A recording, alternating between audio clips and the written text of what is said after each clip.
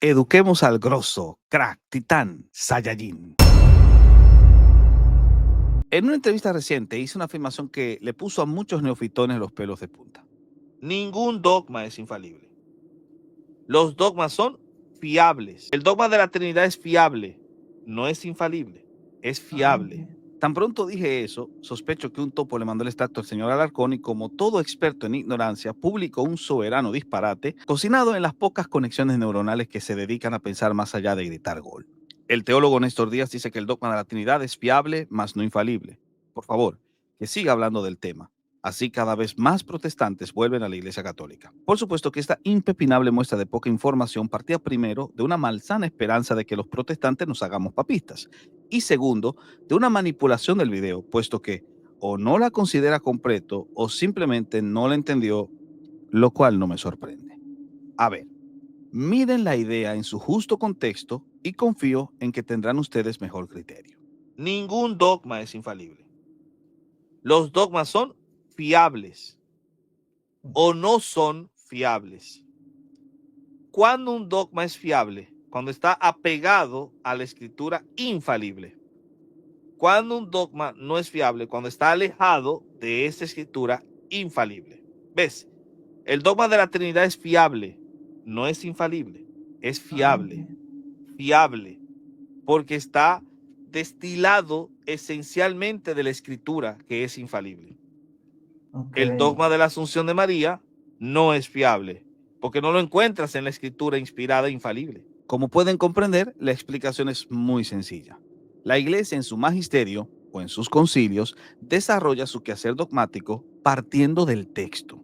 En este último encontramos la suficiencia material y esta última, debido a la naturaleza inspirada del texto en un sentido distinto a cualquier otra inspiración, es infalible. Por su parte, la Iglesia, al acercarse al texto infalible, define los dogmas de manera formal. Pero la suficiencia formal no es ni puede ser infalible, solo puede ser fiable. Y esto no lo digo yo para que Luchito no comience a decir que estoy imponiendo mis criterios. No. Esto lo descubrimos en Luis Berkhoff cuando escribió aquello de: estas formulaciones no son infalibles, pero sin embargo tienen un alto grado de fiabilidad. Y esto porque son formalmente definidas por la Iglesia, suficiencia formal fiable, y esencialmente basadas en la palabra de Dios, que para Berkhoff es la sola escritura. Y esto no es algo nuevo, sino que ya lo había indicado en el video de Sola Iglesia. Solo la Iglesia puede ser la que proclame y defienda la verdad, derivando la infalibilidad no de sí misma, sino de la Escritura. De este modo, lo que hace fiable a una doctrina es lo apegado que se halla a la Escritura. Y una doctrina debe corregirse cuando se aleja de la Escritura. Simple. Es por eso que nosotros, los protestantes, hablamos del semper reformanda y entendemos que incluso las confesiones deben filtrarse o corregirse a la luz de la Escritura, porque la interpretación magisterial nunca será infalible, solo fiable. Que Alarcón diga estas palabras. La declaración de este muchacho me parece que va a causar el mismo efecto, que tanto católicos como protestantes renieguen de lo que va a decir. Es muestra de que nunca conoció al mundo protestante que tanto ataca. Vete a engañar a otros, que ya nosotros abrimos los ojos y nos tomamos la red pill. Obviamente que la dinámica de cómo sucede esto se debe a que la Iglesia participa de la infalibilidad de la Escritura funcionalmente, pero nunca ontológicamente. Esto es algo que ya expliqué en mi debate con Sebastián Izquierdo y él nunca pudo desmontar este argumento. Si la Iglesia participa de la infalibilidad en la Biblia, ¿no la vuelve eso infalible? Por supuesto que no, ya que la participación no es ontológica, sino funcional. Vamos a ver, segunda Pedro 1:4 afirma que somos partícipes de la naturaleza divina. ¿Partícipes en qué sentido? ¿Ontológico o funcional? Si dices ontológico, entonces nos convertiste en dioses a la altura del Creador y todos en la audiencia deberíamos llamarte blasfemo. Y si no lo hacen, son tan blasfemos como tú. Pero si dices funcional, entonces me das la razón y demuestras que se puede participar de la cosa sin ser esa cosa. Más claro, se puede participar de la infalibilidad sin ser infalible. Entonces, repito, la Iglesia no es infalible, Los concilios no son infalibles, sino que participan funcionalmente de la infalibilidad solo en la escritura y por ella definen formalmente los dogmas, pero estos últimos no son infalibles sino fiables. Y la evidencia de que esto es así estriba en el hecho de que deben corregirse. En el mundo protestante, de forma unánime, todos creemos eso. Y si Luchito o el crack lo niegan, entonces necesitan urgente clases de protestantismo 1.0. Es por ello que, cuando se presentó la Confesión de Westminster, se le hicieron adaptaciones donde congregacionalistas y bautistas corregían lo periférico para adaptarlo a su esquema hermenéutico. Sin embargo, lo que ignora Santiago es que esto no solo es común al mundo protestante, sino que su sede icarista ha terminado incluyendo este panorama en su actual quehacer dogmático. Entonces, chiquitín, antes de hacernos regresar a la ICAR, la diferencia entre fiable e infalible es un concepto históricamente protestante que tu iglesia está absorbiendo. Estamos, Saiyajin, protestantizando a tu sede, y el hecho de que hayas caído en tal confusión muestra una vez más que nunca conociste al mundo protestante porque, y te leía Berkov, esto de dogmas fiables pero no infalibles lo creímos siempre. Infórmese antes de hablar. Eso tuvo que doler. Así que inicia la clase para los papistas que tanto me reaccionan. Por cierto, debo aclarar que todo lo que voy a enseñar aquí no se cocinó de la noche a la mañana. Estuve trabajándolo desde el 19 de julio del año pasado, así que, a diferencia de Alarcón y Luchito, yo no encendí mi cámara para vomitar estupideces. Es fruto de un estudio de casi 7 meses dando seguimiento. Por tanto, si me van a saltar con que yo tergiverso fuentes y doy afirmaciones gratuitas, mucho cuidado porque estarían mintiendo. Y sí, Santi, aunque te duela, soy teólogo, no un comunicador de playerita. La declaración de este muchacho. Respétalo, adulto, usted un muchacho. Respétalo, adulto, usted un muchacho. Dicho esto, continuemos con la clase. En primer lugar, gramaticalmente hay una diferencia entre fiable e infalible. Algo puede ser fiable sin ser infalible. La fiabilidad implica que algo funciona correctamente y de manera consistente la mayor parte del tiempo, mientras que la infalibilidad sugiere que algo nunca falla o se equivoca. Ejemplo, podríamos considerar un coche fiable si rara vez se avería y nos lleva a nuestro destino la mayoría de las veces, aunque no sea infalible, ya que podría fallar en raras ocasiones. Otro ejemplo, una persona puede ser fiable en lo que dice, pero eso no significa que sea infalible en todo lo que dice. De hecho, esto lo cree cualquier cato como Richbel, cuando reconoce que hay cosas en las cuales el magisterio es infalible y otras en las que no. El problema con Richbel es que no sabe marcar la diferencia y aplica al magisterio el sentido de infalibilidad cuando debió asumir el de fiabilidad.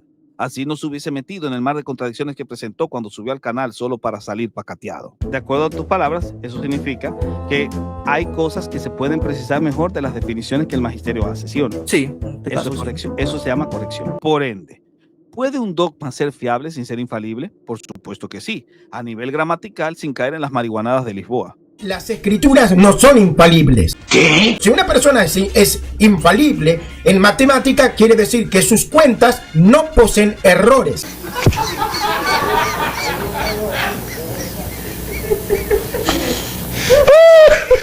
Pero también lo es en razón de la explicación que di antes a nivel del quehacer dogmático. La Iglesia formalmente define los dogmas, pero esencialmente los destila de la Biblia. Y al participar funcionalmente, pero no ontológicamente, de la infalibilidad solo en la Escritura, sus dogmas son fiables al estar apegados a la Escritura o no lo son si se aleja de ella. El barómetro que utilizamos para evaluarlo será justo la Biblia, y es por ello que pueden corregirse. De hecho, su carácter corregible es algo que los protestantes siempre hemos creído al decir semper reformanda. Lo llamativo es que hoy en día Roma también lo cree a su manera. Y para que después no digan que yo tergiverso, escuchen al mismo Richbel, católico por convicción, quien asumió la misma idea. Vamos, Rich, pacateame al gordito neofitón. Y el documento como tal no es infalible. Lo infalible es la definición dogmática. No todo lo que diga el documento puede ser correcto. Y no solo Richbel, sino que también Jonathan Ramos, a quien Lucho y Santi admiran tanto, lo afirma. Muchas veces la Iglesia Católica en el diálogo ecuménico cambia la formulación porque entiende que hay una manera de formular el dogma que es más consonante con la fe protestante y permite el acercamiento, ¿se entiende? Ahora bien, antes de que se las apañen con el pobre de Richbel cantando ese gastado estribillo de Richbel no es el magisterio, que ya me tiene harto con ese disco rayado, les diré que Richbel es un papista mejor informado que muchos de los neofitones que le aplauden al Alarcón y vienen aquí a repetir la misma cantaleta que le escucharon decir en ese rincón de pedorros. Puede ser, puede ser.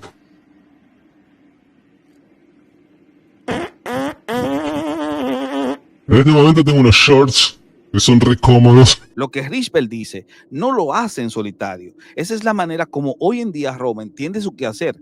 Los pongo en contexto. Los protestantes fuimos los primeros en aplicar el método histórico crítico en el trabajo hermenéutico, mientras los papistas lo rechazaban. Pero con Lagrange cambió esta perspectiva y Raymond Brown lo aplicará en la hermenéutica icarista. De hecho, Brown echaría mano de un documento papal que registraba las palabras de apertura de Juan 23 para argumentar que una cosa es la verdad contenida en un dogma y otra la definición de ese dogma. Esta definición está limitada por el lenguaje y determinada por el momento histórico en el cual se hace la formulación. Todo esto le da un margen de maniobra para interpretar los viejos dogmas a la luz del estudio crítico de la Biblia y la historia de los dogmas. De hecho, en su introducción al Nuevo Testamento, asume que, primero, las interpretaciones definitivas literales son escasas en la ICAR. De hecho, para quienes apelan explícitamente a la enseñanza eclesiástica conducida por el Espíritu Santo, ¿cuántas veces no hemos escuchado eso de los garroteros como Alarcón? La apelación al Deus ex machina. Que la iglesia en los concilios fue guiada por el Espíritu Santo. El séptimo concilio ecuménico fue guiado por el Espíritu Santo, no hay razón para creer que no lo fue. La letra de los concilios está protegida por el Espíritu Santo. Dice Brown que estos tíos ignoran que la iglesia raramente se ha pronunciado de modo definitivo sobre el significado literal de un pasaje de la escritura, es decir, lo que pretendió el autor al escribirlo. Esto es interesante porque muestra de nuevo que somos los protestantes quienes apelamos a la intención del autor, no los papistas. Y como la intención del autor reposa la univocidad del texto, entonces los protestantes solo le damos una interpretación al texto, no miles. Así que Dante, aquí te pacatea uno de tus eruditos. Lo peor es que aparte de reconocer que su quehacer dogmático no parte de lo que el autor quiso decir, la ICAR reconoce que impone una interpretación al texto en base a la enseñanza de la iglesia en general. O sea, para que me entiendan, no lo que quiso decir Juan, sino lo que los papistas desean que haya dicho. ¿Entienden por qué muchas veces tuercen las escrituras para hacerlas decir algo más allá de su contexto? Y luego vienen los muy cancheritos a decirnos que no saquemos un texto de contexto. Esto es lo que pasa cuando tú sacas un texto fuera de su contexto. Un ejemplo claro de esto se da con la bula Unam Santam, donde toman Lucas 22:38 y tomándolo de los pelos lo interpretaron en clave cesaropapista para indicar que el Papa tenía poder en el ámbito no solo pastoral, sino político. O cuando el Canon 68 del Cuarto Concilio Laterano utilizó números 15, 37 al 41 para justificar imponer al puro estilo nazi una identificación obligatoria a los judíos con fines discriminatorios. Y finalmente, de nuevo, en la Unam Santam tomaron Juan 10:16 e identificaron al pastor allí con el Papa cuando el contexto hablaba de Cristo. En todos estos casos, ¿qué hicieron? Forzar el texto a decir lo que ellos querían y descontextualizando el pasaje, se inventaron todos los pretextos más retorcidos que sus mentes depravadas pudieron imaginarse. Sin embargo, la verdad tarde o temprano sale a relucir y el mismo Brown debe reconocer que, segundo, la interpretación oficial de un pasaje o doctrina está condicionada históricamente. Hoy ya es imposible darle la lectura cesaropapista que le dieron a Lucas 22:38 porque el ICAR ya no lo es. Tampoco pueden sostener la lectura antisemita de números 15, 37 al 41 o la interpretación papalista de Juan 10:16. Por eso se reformula. ¿Entiendes ya, Santiago, por qué Pacheco te educó cuando te mostró que Génesis 3:15 ya no soportaba una lectura mariana porque el mismo Juan Pablo II lo había reconocido a la luz de los avances en crítica textual? Cuando el propio Juan Pablo II dice en una audiencia pública que Génesis 3:15, los eruditos del hebreo afirman que Génesis 3:15 no habla de una mujer y ustedes literalmente construyeron un dogma, la Inmaculada Concepción, partiendo de Génesis 3:15. Realmente Edgar tiene razón respecto de lo que dice de María acerca del texto hebreo. De hecho, el ejemplo más reciente de esta reformulación fue el documento del obispo de Roma. Parece que se les olvidó el quilombo que generó al hablar de reinterpretar al primado. Se ha redescubierto una diversidad de imágenes. Ay, ay, ay, ay. Oh, me pone nervioso este lenguaje. Oh, sí, me pone nervioso. Sí, me pone nervioso. Me pone nervioso. Es que estoy teniendo una lucha interna. Me pone nervioso cuando se habla de se ha redescubierto. La intención del documento no era novedosa como suponía Plasencia. Es ejemplo de cómo se reinterpretan dogmas distintivos del ICAR. Y es que el ayornamiento hace de las reformulaciones y reinterpretaciones de viejos dogmas algo más de lo normal en la sede papista. Y esto es así ya que, aunque no te lo digan a voces, en Roma se sobreentiende que los dogmas pueden corregirse, como bien reconoció Richbel. Y si algo se corrige, no es infalible. Lo que se procura es que sea lo más fiable posible. Ahora, escuchen bien, el problema no radica en que Lucho y Alarcón no lo puedan creer. Recuerden lo que pasó con Fiducia Supplicans o las declaraciones universalistas del Papa en Singapur. Como distintos idiomas, distintos lenguajes para llegar a... Al principio, a gente como Lisboa y Santiago le causaban tantos problemas como al Sacro Guarro. Estoy como un poco noqueado con todo esto, ¿entendés? Ya no sé qué pensar, ya no sé qué decir. Mirá, la verdad que yo... ¿Cómo decirlo? No sé si a mí no me hace bien. Yo la verdad que leí el documento. Yo creo que es más plausible un escenario en donde Santiago se rinda ante los deleites de este mundo, se vuelva un vil pecador navegando en los profundos mares del pecado, que volviendo a ser protestante. Soy honesto. ¿Pero qué pasó después? Terminaron defendiéndolos. Entonces, que Roma corrija sus dogmas reconociendo que no son infalibles no es el problema, como sus propios eruditos reconocen. El verdadero problema es que se los digo yo y por eso los rechazan. Señores, por sesgo, solo por sesgo papista que me escuchas. Pónganse a pensar. El documento del obispo de Roma confirmaba muchas de nuestras tesis que ellos atacaron tantas veces y ahora están calladitos y no nos niegan muchas de las reflexiones sobre la historia del papado que aquí les presentamos. Entonces, cuando les decíamos que Mateo 16-18 fue interpretado en clave papista a partir del siglo IV y que no procedía de los apóstoles, o cuando aclarábamos que el primado papal era entendido en clave de honor y no de jurisdicción universal, ¿a quién le dio la razón el dicasterio? ¿A los garroteros desinformadores o a nosotros? Los hechos hablan por sí solos y para que lo sepan, el tema importante es que el documento del obispo de Roma iba en consonancia con la Constitución Mysterium Ecclesiae del 73. En ese documento se señalan 4 cosas. 1. Los dogmas dependen del lenguaje usado. 2. Son expresados, ojo, de forma incompleta e imperfecta. De ahí que necesitan una expresión más completa. ¿Y qué? Perfecta. No se dejen engañar por el paréntesis y aprendan a leer entre líneas. Si necesito una expresión más perfecta es porque la anterior no lo era. Punto. 3. La intención de los dogmas pronunciados es limitada y se amerita eliminar ciertos errores. Y 4. Los términos usados en los dogmas son mudables y dependen de la época, por lo cual deben ser reformados para que sean más claros, tal y como les pasó con el quilombo del Fiducia Supplicans y eso que no era dogma.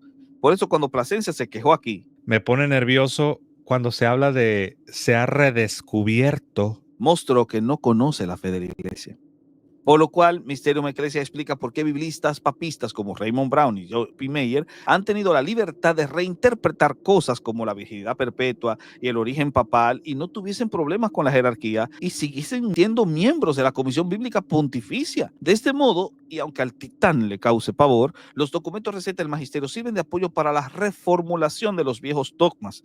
Luchito y Sayajin, léanse estos 2 libros para que confirmen lo que digo. Biblical Reflections on Crisis, capítulos 1 y 63, y Biblical Exegesis, capítulos 1 y 2.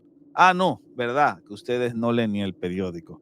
Ahora, si bien en teoría la ICAR sigue aferrada a la absurda enseñanza de Trento, según la cual solo el magisterio es la única voz autorizada y capacitada para interpretar la escritura, y esto por negar la perspicuidad, no deja de ser cierto que este magisterio sostiene que esos dogmas son corregibles o, valiéndonos de su argot, reformulables. Y esto, Alarcón, confirma mi punto. Los dogmas pueden ser fiables, pero nunca infalibles. Solo la escritura de donde los extraemos lo es, y por ello la Biblia corrige los dogmas, no al revés. Pero volvamos a esto del magisterio. La confianza que se tenía en él en Trento se fue a la porra cuando apareció la crítica textual y el estudio crítico, histórico y filológico de la Biblia, dejando profundamente humillado ese magisterio. La primera reacción fue de un rechazo visceral consagrado en estas palabras de San Pío X. Quieren que se les trate con aceite, jabón y caricias, pero deberían ser golpeados con los puños. En un duelo no se cuentan ni se miden los golpes, se golpea como se puede. La guerra no se hace con caridad, es una lucha, un duelo. Si nuestro Señor no fuera terrible, no habría dado ejemplo también en esto. Ved cómo trató a los filisteos, a los sembradores de error, a los lobos con piel de cordero, a los mercaderes, los azotaba con látigos. Y se quejan de cuán duro hablamos nosotros. Y aquí, Alfredo Estrada tiene un papa que ya canonizaron como santo, expresándose tan grotescamente violento, mandando a dar latigazos y puñetazos a los demás. Pero el muy hipócrita no hará más que justificar esto y no ver la viga en su ojo. Ve y rézale a tu papa garrotero. Por supuesto, tal rechazo no probó ser objetivo, más bien los colocaba en la fanática posición del que rechaza la evidencia para mantener una postura insostenible. Los volvía subjetivistas tal y cual nos acusaban a nosotros, y por eso tuvieron que desdecirse de manera semioficial en los decretos de la Pontificia Comisión Bíblica, enfrentando algunos desafíos de ese estudio crítico hasta que Pío XII publicó la encíclica Divino Afflante Spiritu, en la cual reconoció que Leicart solo ha dado interpretación a un puñado muy pequeño de textos bíblicos, dejando al laico a su interpretación privada, tal y como le dije a la metralleta atascada y al Sebas. Tú confías en que el magisterio tiene la única interpretación infalible sobre los textos, pero este no se ha declarado en cuanto a todo lo que se halla en la Biblia. Les causa terrible ardor el poder depender del magisterio, siendo que este no se ha pronunciado en todas las cosas de la escritura. Se lo pruebo. Los días de Génesis 1 son literales o simbólicos. El diluvio fue local o universal. Respecto a la predestinación, ¿eres tomista o molinista? Esos textos debes interpretarlos, pero tu magisterio no lo ha hecho. ¿Qué hizo? No te dejó el magisterio a tu criterio, a tu interpretación privada. No te quita eso la superioridad en tu juicio moral para juzgar al protestante por hacer lo mismo. Y lo peor es que debido a esto, muchos dogmas debían corregirse porque su anterior interpretación era desfasada, y esto abrió una puerta enorme para los académicos papistas, quienes cuestionaron dogmas más establecidos. ¿Por qué Meyer pudo asumir la teoría vidiana de que María tuvo más hijos y no ser condenado por Policarpo? Algunos piensan que por dos razones. Primero, el ambiente de libertad en la investigación que hoy predomina. Y segundo, las prioridades en los tipos de dogmas. Esto es importante. O sea, que hay dogmas más prioritarios que otros, y los criterios para establecer esas prioridades no son tan buenos. Por eso hoy se pueden negar doctrinas que sí son importantes, como la concepción sobrenatural de Jesús o su resurrección corporal, sin que les pase nada a los teólogos papistas que expresan sus ideas por escrito. Claro, sé que estoy abriendo una caja de Pandora que estos garroteros de pacotilla no conocen, y aunque esto escandaliza al Lucho y al Santiago, esta es la práctica común de Roma hoy. Por eso, Santi, yo te lo avisé una vez, no te pases a Roma porque no la conoces bien, pero cuando la hormiga se quiere perder, alas le empiezan a crecer. Por supuesto, esto tiene un lado negativo y totalmente criticable de mi parte, pues se puede llegar al extremo de negar una verdad tan importante como la divinidad de Cristo o su concepción sobrenatural, su resurrección corporal dentro de Roma, pero no pasa nada. Pero si se atreve un teólogo papista a desafiar públicamente a la autoridad papal, entonces sí que lo van a someter a juicio, como sucedió con Hans Kuhn y recientemente con Viganó. Ciertamente, algunos de estos teólogos críticos han cuestionado el origen histórico del papado y no hay problemas en esa revisión, pero meterse con la infalibilidad, ahí sí no, para que me entiendan. Si un exegeta papista como Fem Perkins niega la resurrección corporal de Jesús, no les importa, entre otras cosas porque calculan que pocos leerán sus libros. Pero si alguien desafía al papado, tendrá mucha prensa amarillista en contra, y eso Leicart no lo desea. De este modo, Roma no actúa como una guardiana de la verdad, solo es una institución centralizada cuya máxima preocupación es que la estructura de poder no sea desafiada. Su verdadero interés está en el poder y la influencia mundana que tiene. La verdad les dejó de importar hace muchos siglos, y así como es la madre, así son los hijos. Así es Lucho, así es Alarcón. Me desvinculo totalmente de Cruz Iniesta y de Jesús Ferreira. No quiero saber nada, hermanos, con fanatismo. Perdón, Luchito, que te saco de ese panel porque ya fuiste víctima del sacroespanto. Bienvenido a nuestro club.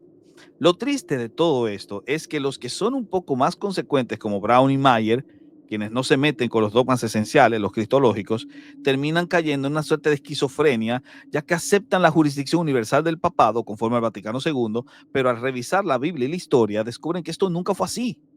Mucho más, los teólogos liberales, que son la mayoría en Roma, vacían el sentido de infalible, Santiago, al aplicarles a los dogmas matizaciones y observaciones según las cuales estas definiciones están determinadas históricamente y deben ser suplementadas.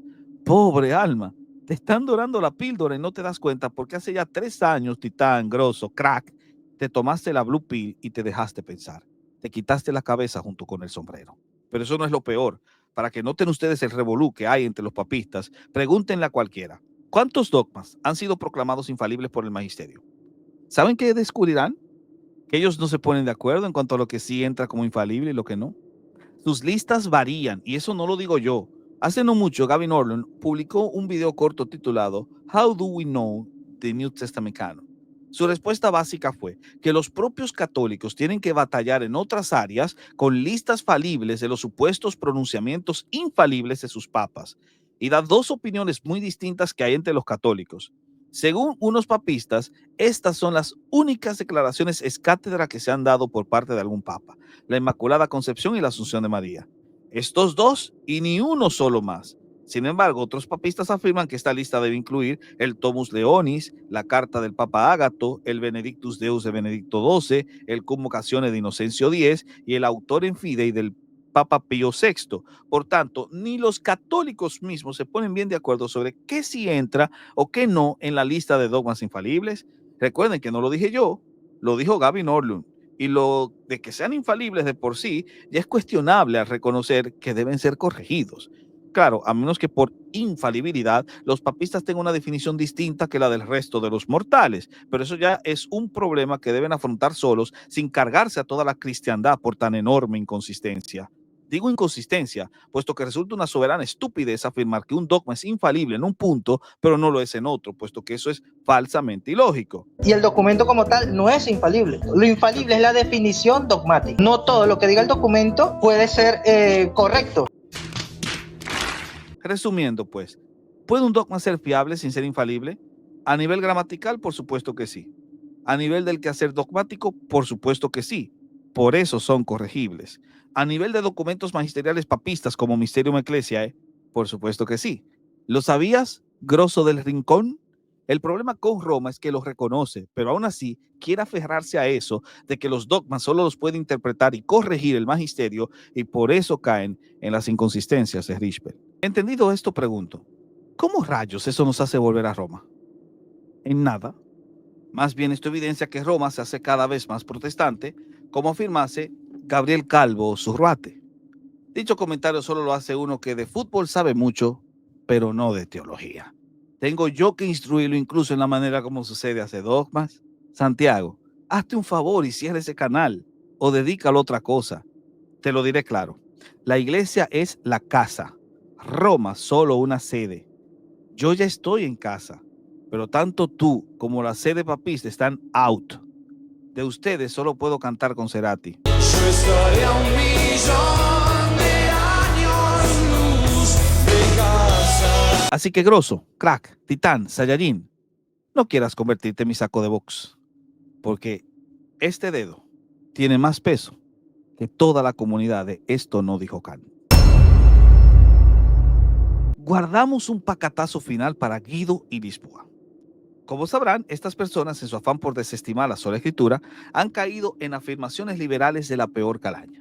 Ahí estaba Sebastián Izquierdo diciendo que el texto no puede confirmarse. Porque el texto no es comprobable, el texto no es verificable. Y por el otro, Guido y Lisboa afirmando que no podemos saber si Moisés existió, era un Pokémon o escribió el Pentateuco. Moisés escribió el Pentateuco. No, yo creo que Moisés escribió. ¿Qué? Eso no cuando Moisés. ¿Qué? Pero no lo podés demostrar. Demostrar. Sí, no lo podés demostrar. No, vos podés demostrar tu tesis como una tesis que está sobre la mesa, pero no podés demostrar a ciencia cierta que tu tesis es la verdadera. Usted no aprende, ¿verdad? Y como me pidieron que se los confirme, les traje a la Comisión Bíblica Pontificia, cuyo decreto de 1906 afirmaba que, aunque usó diversas fuentes, Moisés era el verdadero autor del Pentateuco. Vean el Enquiridión Bíblico del 180 al 183. Ante la duda de si se pueden aceptar los argumentos que niegan la paternidad literaria de Moisés tocante al Pentateuco, la respuesta es no. ¿Oíste, Guido? Luchito, abre bien tus oídos e instrúyete. Ante la duda de si Moisés apeló a otras fuentes escritas, tal y como les dije, la respuesta de tu magisterio es un rotundo sí. Y finalmente, Luchito, ¿te acuerdas cuando me ridiculizaste diciendo que al decir que Moisés escribió el Pentateuco decía yo un disparate porque él mismo no pudo escribir su propia muerte? Y que yo te respondí apelando a la diferencia entre el autor y el editor. ¿Moisés pudo escribir su propia muerte? ¿No ves que estás diciendo un disparate? ¿Ustedes saben distinguir entre el escritor y el editor? ¿Qué dice tu magisterio en cuanto a esto? Da un rotundo sí, salvo juicio contrario de la iglesia. Y como ésta no ha dicho nada al respecto, el sí se mantiene. Y la razón la tuve yo. Siempre la tuve yo. Y para que después no aleguen que estas respuestas no son vinculantes, lean el 271, que es el motu propio prestante a Sacra Escritura del Papa Pío X, donde, pese a su fanatismo, declara que ese y los otros decretos de la Comisión Bíblica Pontificia son obligatorios para todos los católicos romanos, pues esos decretos son expedidos por esa comisión, que en ese entonces era un órgano del magisterio eclesiástico, hasta que el Concilio Vaticano II acabó con eso y puso en franca contradicción a los intérpretes en guerra respecto a la paternidad mosaica del Pentateuco. A la luz de esto, ¿es o no obligatorio para los papistas afirmar la autoridad mosaica del Pentateuco? Por lo que veo, sé de la doctrina icarista en cuanto a esto más que Alarcón, Guido y Lisboa juntos. ¿A quién pues escucharán ustedes, papistas que vienen al canal o ven mis videos por otros medios? O también a ustedes hay que cantarles. Yo estaré